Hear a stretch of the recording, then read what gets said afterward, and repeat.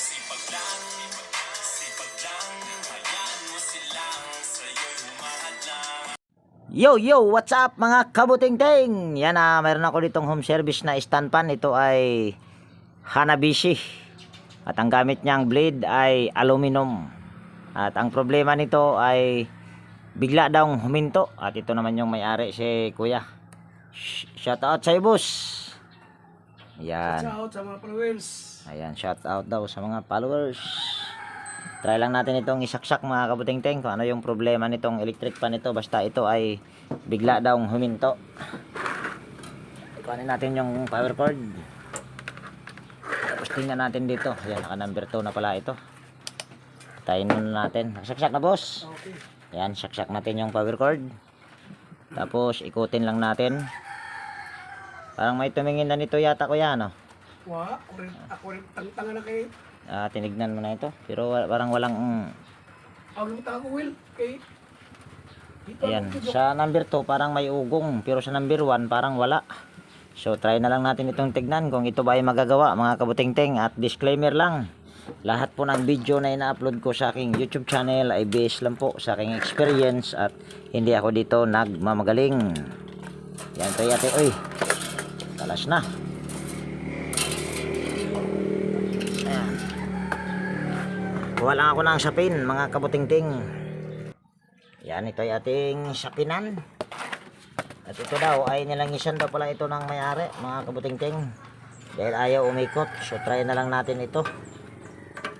Ito ginawa ko na ito dati mga kabuting-ting. Medyo may katagalan na rin.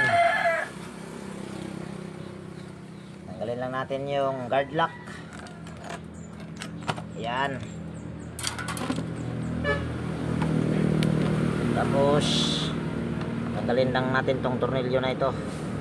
Yan, kung bago kang napadpad dito sa aking munting channel, baka pwedeng hilingin ko yung inyong pag-subscribe at pakipindot na rin yung notification bell at ilagay sa all para ma-notify ka pag mayroon akong mga bagong i-upload na video.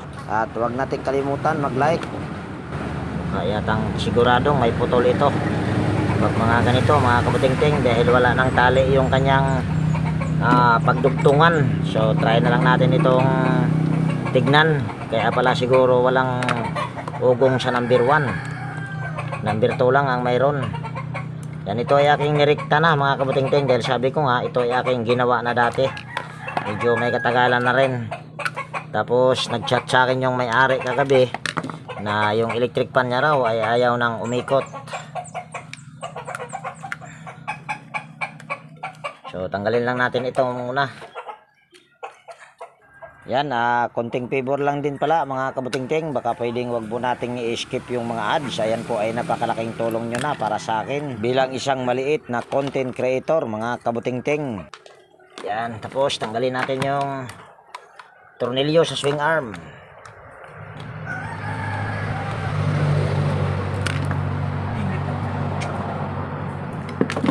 Lipat ko lang yung aking tripod.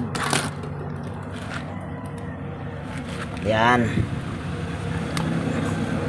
Tapos tanggalin lang natin itong 4 na tornilyo. Yan, ito. Yan, yung pagtanggal niyan hindi ko na ipapakita para lang siya ganun, hindi rin humaba yung video natin. So yan, bali natanggal ko na yung tornilyo. So kailangan dahan-dahanin lang natin ito mga kabuting-ting pagka ganito dahil wala lang tali yung kanyang itong mga dugtungan. Kaya delikado yan pag mga ganyan. Pasok lang natin itong yan, itong capacitor. Ayan, sabi ko na nga ba may putol. Isang pirasong putol. Kaya yung number 1 wala siyang reading, number 2 lang. Hindi ko lang din alam sa number 3 kung mayroon ba dahil ano naman hindi ko na i-try. Yan, ito ay ating pagpagan muna. Kung makikita ang patid nito magagawa ito, pero kung hindi ito makikita ang patid nito hindi ito magagawa mga kabuting-ting. Ito may patid ito, ewan ko lang kung kita sa camera. Ito itong nasa aking daliri. Yan.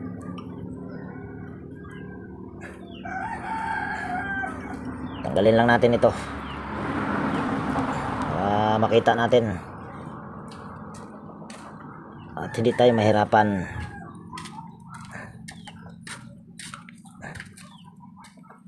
Alin kaya naputol dito? Ayan, ito naputol, yung common ang naputol. Ayan yung common. Ayan, common nga. Bilangin lang natin itong dito nakakabit. 3, 4, 7. So yung common lang ang naputol. So hanapin lang natin itong kaputol nitong common mga kabutingting. Ito nasa aking daliri. Tingin ko mukhang sagad. So yan, bali hindi ko na ipapakita dyan yung paghahanap ng putol mga kabutingting, kasi kung ipapakita ko pa sa inyo baka mamaya hindi ko kaagad makita. So hahaba itong video natin. So yan, bali nakita ko na yung kaputol nito mga kabutingting. Ito nasa aking daliri. So ito naman yung kaputol niya, ito. Ayan. At kung nakikita nyo, wala na yung tali dahil tinanggal ko, kasi kung hindi ko tatanggalin hindi ko naman ito makikita. So yan yung aking pamamaraan. Tapos dudugtungan natin yan.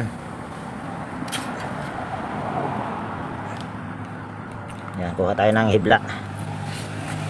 Yan, ito yung aking gagamitin. Nagdadala talaga ako nito para in case na may ganitong problema, mayroon akong pandugtong. So kiskisin lang natin ito bago natin ito ipulupot doon sa pagdugtungan natin para magkaroon siya ng kontak. Kasi kung hindi mo ito kikiskisin ay baka wala, magtataka ka nadugtong mo na pero wala siyang kontak. So ganun din to. Ayan, itong ating pagdugtungan.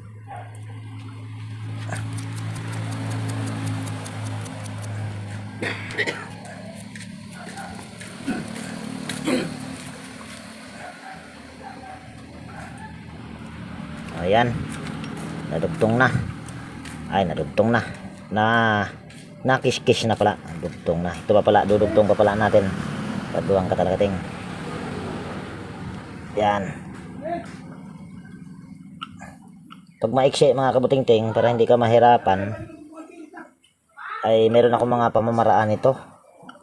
Pag mga maiksi, pero ito ay mahaba pa, kaya hindi ko na mahirap pa. Mahirap ang kagwang, mahirap ipulupot. Nako, mahirap ipulupot. Kung naputol pa yata mga kabutingting, kiskisin natin ulit. Kagwang.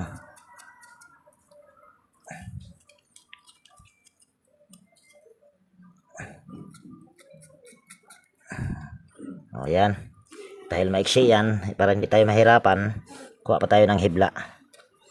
Ayan, kuha tayo ng hibla. Dalawahin natin. Dalawang hibla.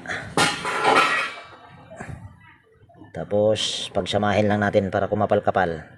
Or kahit mga 3 lang, pwede na yan. Dali lang ha, kuha muna akong gunting. Ayan, meron ako ditong gunting. Kuhanin ko lang tong hibla na ito. Okay.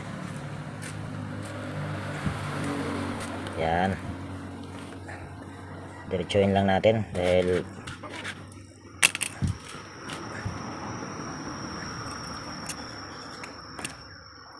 ayan, 3 yan mga kabutingting. Ayan o, 3 piraso. So ito, lakihan lang natin ito ng pagkiskis dahil maliit lang yung kiniskis ko. Haba-habaan natin. Mahirap ipulupot dahil maiksi.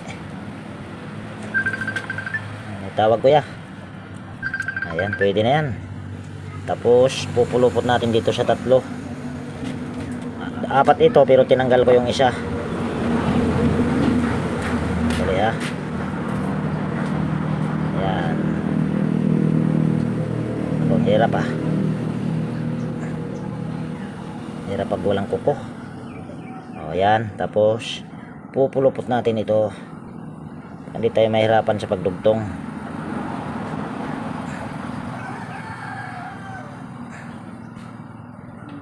Ayan. Tapos hugutin natin para magkaroon na siya ng butas sa gitna. Dahil pinulupot natin yan, siyempre may butas sa gitna yan. putulin lang natin. Ayan. Dahil nahirapan tayo sa pagpulupot dito kanina, pasok na lang natin itong ating pinulupot dito. Nga lang, hindi na makatama o hindi na makapasok. Ayun, pumasok din. Ayan, tapos hinangin natin yan. Kuha tayo ng hinang at saka soldering lead. Ayan, mukhang umitim yung aking hinang, dulo ng hinang.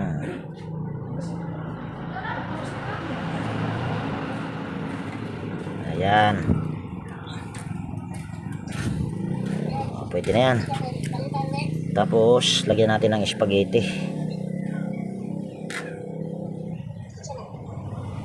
Ayan. Tapos tanggalin natin tong isang hibla kanina na dapat na kadugtong dito sa dinugtungan natin. Tapos ito ay ating kikiskisin bago natin ipupulupot dito. Pero ito mga kabuting-ting ay wala na itong fuse. Dahil sabi ko nga ito ay ginawa ko na. At nagpalit din ako ng shafting nito. Dahil yung kanyang shafting hindi niya na original yan. Agkuliray. Naputol pa ang kagwang. Yan, mahirap pagkagunting ang gagamitin. Liha na lang halang.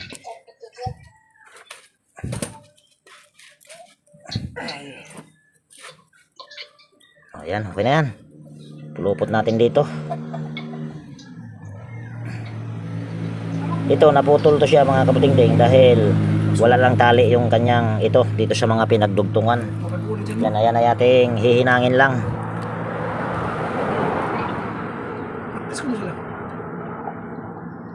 Siya lang naman ang putol nito. Pero i-check natin yung kanyang bushing. Dahil sabi ng may-ari ito daw ay matigas. So ito ay ating sakluban na. Yan.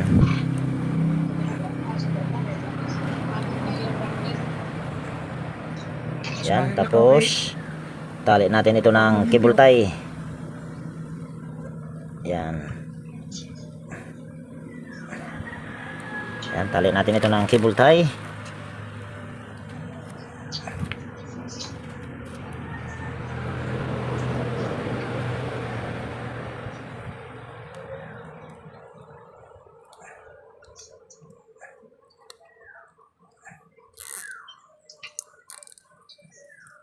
Ayan, isang cable tie pa.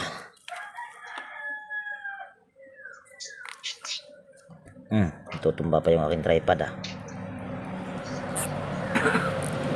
Ayan, putulin lang natin yung putulin lang natin, tali lang natin itong dinugtong natin baka madisgrasya. Ano ba tagay ang mag-iwan? Ayan. Ayan, okay na yan. Check natin yung bushing. Ito, pinalitan ko na yata ito ng bushing dati mga kabuting-ting. Okay naman siya. Dito sa kabila, sa kanyang shafting, maayos naman. Wala akong naramdaman na groove. Wala rin dito sa kabila. So pinaka problema lang nito yung yung patid. Tapos lalangisan na lang natin ito. Kuha tayong langis. Yan, langisan natin ito dito sa gilid para mabasa yung kanyang foam. Ayan.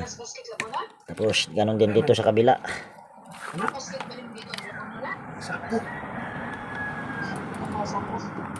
Ayan, pwede na yan. Tapos pag kayo ang maghalimbawa maghalungkat kayo nito, siguraduhin nyo lang na walang hibla na pumasok dito. Dahil yung kanyang spacer, ito, baka mamaya ay matamaan yung hibla na pumasok dito sa loob. Pag umikot ito, siguradong putol. So, kaya check nyo rin. So, symbol natin ito. Wala namang problema yung kanyang bushing. Check na lang natin yung capacitor. Yan, ito ay ating lalangisan. Baka isipin nyo mga kabuting-ting na ako ay walang bushing. Mayroon akong bushing. Ayan, oh. Ayan, kabibili ko lang nito. At medyo tumaas na.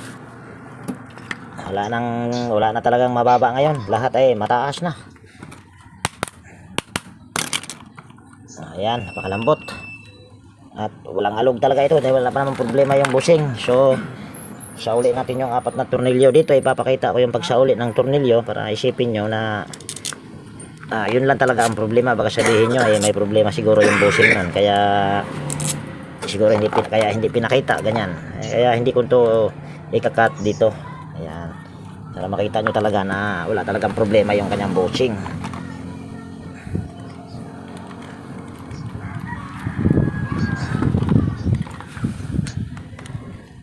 Ayan.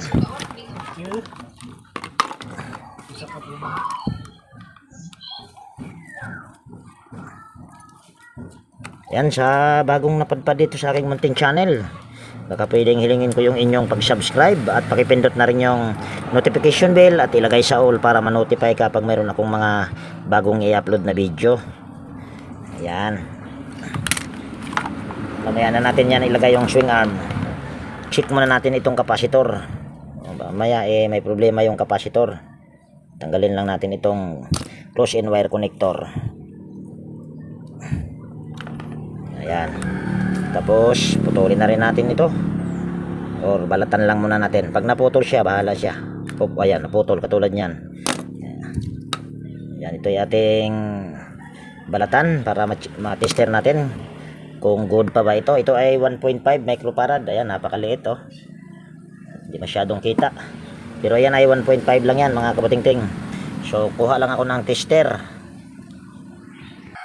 Ayan, ito na yung aking tester. Power on lang natin. Select natin sa capacitance. Ayan, kita naman. So ito yung ating ititester kung ito ba ay good pa. Sabi nila ito daw ay hindi pwedeng hawakan. Ayan. Pero sa madaling salita, ito talaga ay pwedeng hawakan dahil matagal ko na itong ginagawa. Ayan, mayroon na lang tayong nare-reading na 0.937. So ibig sabihin mababa na yung 937 sa 1,500 or 1.5 microfarad. So ito ay may problema na.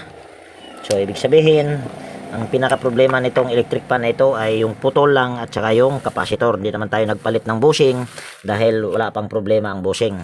So ito yung aking ipapalit. Ayan ay 1.5 microfarad lang. At kung nakapansin nyo, hindi ko pa tinester yung motor kung ayan ba ay good na. Testerin din natin yan para baka mamaya may problema pang iba o baka may patid pa.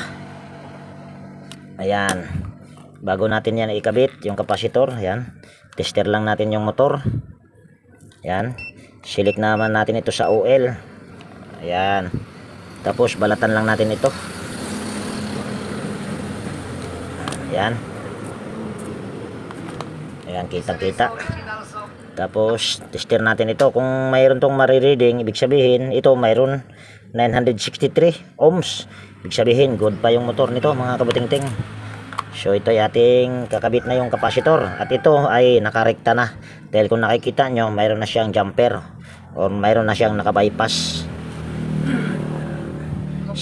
Sabi nila delikado daw pag naka-bypass. Hindi naman para sa akin, hindi naman mga kabutingting, dahil kung masusunog ang motor, sunog talaga yan. Kahit pa may fuse, kung masusunog ay sunog talaga yan. Yun yung aking katwiran. Simpleng katwiran lang yun. Naghahanap ka pa ng ibang katwiran.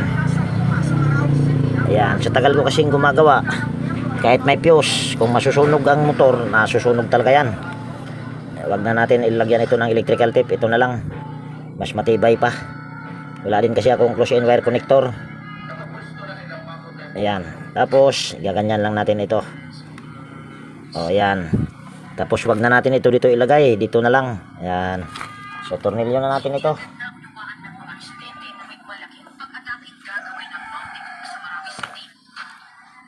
Dali ha. Parang kulang na yung tornilyo ah.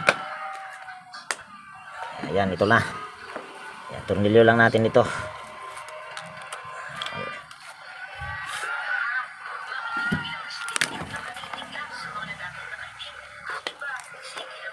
Ayan, tornilyo natin yung swing arm. So, inahin na di gamay yo. Inahin na di gamay. So, mo adapt na dire sa cellphone. Ayan, tornilyo natin yung kapasitor dito.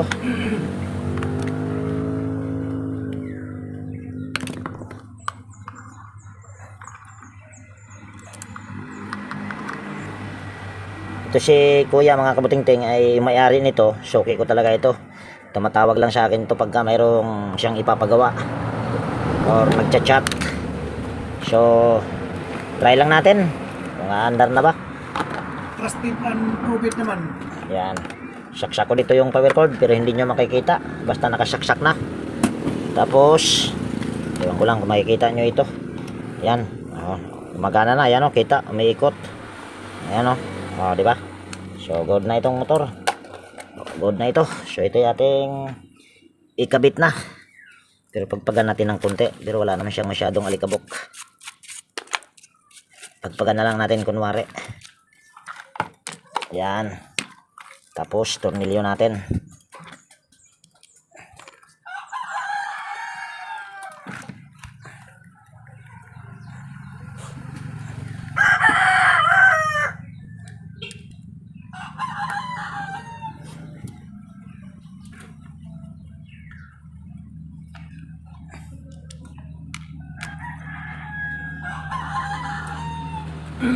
Ayan. Tapos ayos, lalayo ko lang yung aking tripod. Ayan, para kitang kita.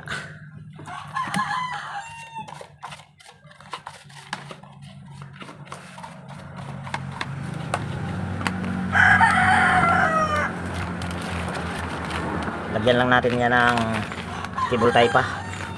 Tali lang natin yung cable tie para hindi siya mahila-hila.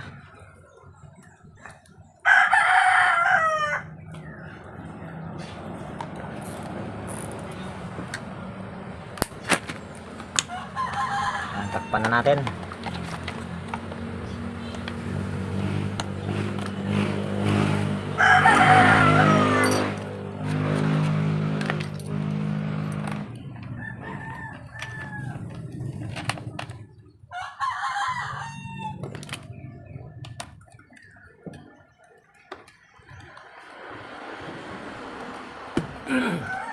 Hindi pumasok mga kabuting-ting sa butas.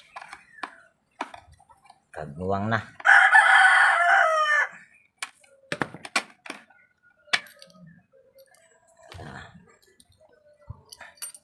Hirap ng wala nang practice Hindi na makapasok sa butas mga kabuting-ting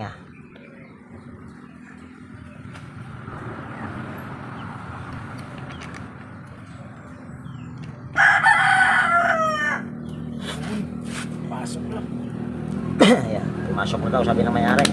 Saan yung ano nito kuya? Wala. Ha? Wala. Wala na palang itong knob mga kabuting-ting. Wala. Wala akong available.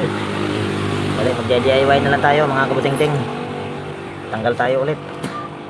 Kahit wag na natin tanggalin.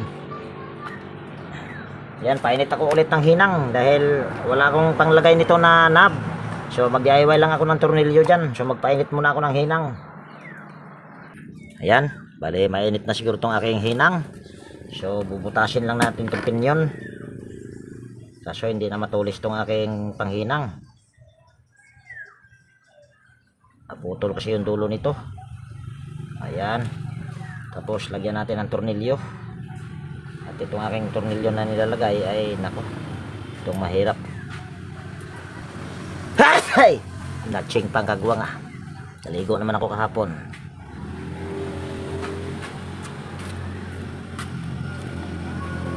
Yan. Malaki ang butas.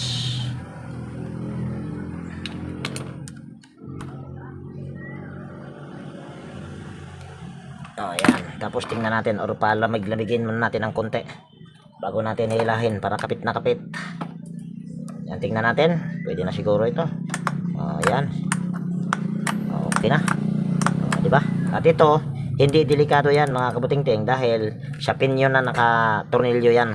Kaya hindi yan delikado. So ito yung ating symbol na. Lagay na natin tong screen. At hindi ko na ito lilinisan. Malinis naman. Pagpagan muna natin pala konti. Dahil lang pagpagan ko muna ito mga kabuting-ting. Hindi ko na ipapakita yung pagpagpag nito. Ayan, malinis na yung screen. So ito yung ating ikakabit na. Lagay natin yung guard lock.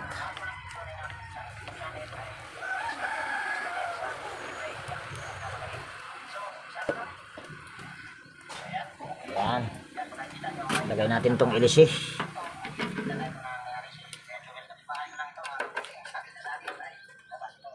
Yan. Kung narinig nga mga kabutingting, nanonood yung mayari sa aking mga vlog.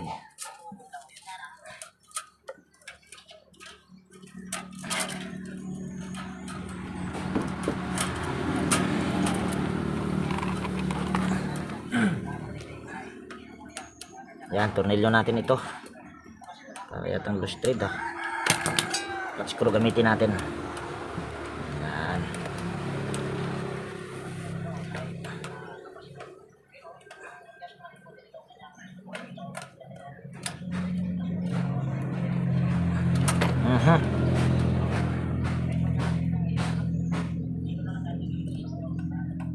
Ayan. Tapos lagay natin itong switch nya. Ayan, nalagay na. Kaso hindi nyo nakita. Ayan, ito yung aking kakabit na.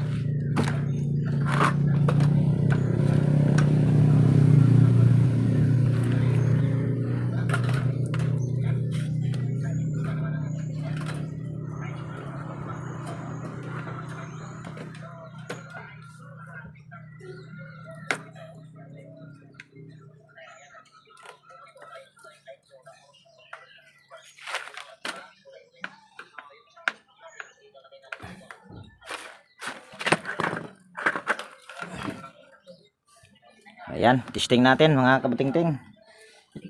Saksak natin yung power cord. Tapos, uy, ayan, inuna pala ng mayari. Anong number yan, kuya? 3. Number 3, 1 lang yan. Number 1 lang yan mga kabutingting. Yung mayari ang nagpihit. Number 2 daw yan. Number 3. Ayan, number 3. So, okay na daw, sabi ng mayari. Tapat natin sa mayari mga kabutingting. Boss, okay na boss. Okay na. Okay na daw mga kabutingting. So ayan, bali dito ka na rin tapusin yung video natin sa araw na ito mga kabutingting. At kung nagustuhan nyo itong video na ito at kung mayroon kayong natutunan, baka pwedeng palike at pakishare. At higit sa lahat, kung bago kang napadpad dito sa aking munting channel, baka pwedeng hilingin ko na rin yung inyong pag-subscribe at pakipindot na rin yung notification bell at ilagay sa all para ma-notify ka pag mayroon akong mga bagong i-upload na video. So yan, laging nag-iwan sa inyo ng ingat tayo palagi at God bless po sa ating lahat mga kabutingting. Yan, bye bye na po.